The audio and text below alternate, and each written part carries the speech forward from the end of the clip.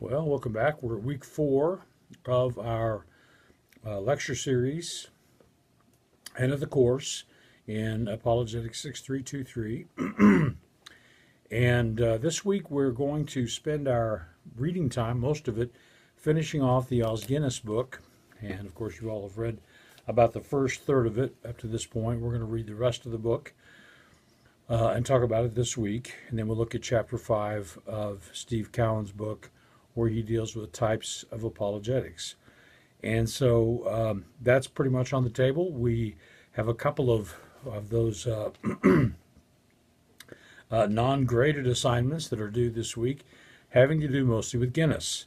So I've given you a website on the syllabus that you can look at, and you might want to reread the preface to the book and just give us your perspective on who he is, where he's been, what you think that he thinks his calling is. And you can offer your opinion as to whether you think he's right about that or not.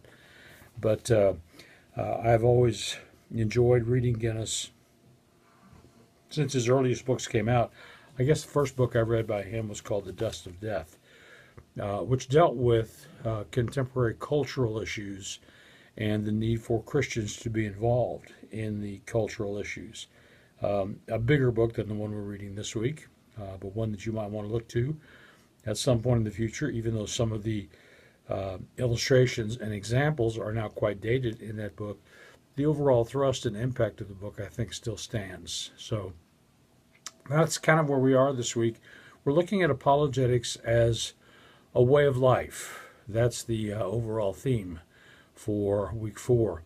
And when we think about apologetics as an overall way of life, there are several things that I'm hoping will sort of instill in our thinking. And hopefully we've done some of this already. Hopefully you're already moving in this direction, since you are taking a master's degree in apologetics.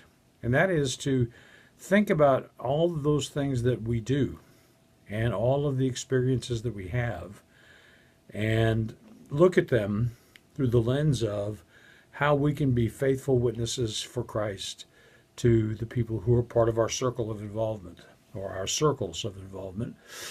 And I think that if we can think evangelistically and apologetically, and if we can pray that way, I think that this is one of the things that I've probably not said enough about so far in this course.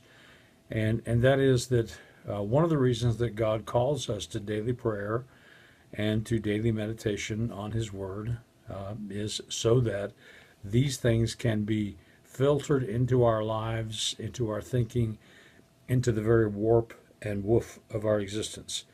And so this is something that we would hope to accomplish in this course, and certainly in the major on apologetics altogether.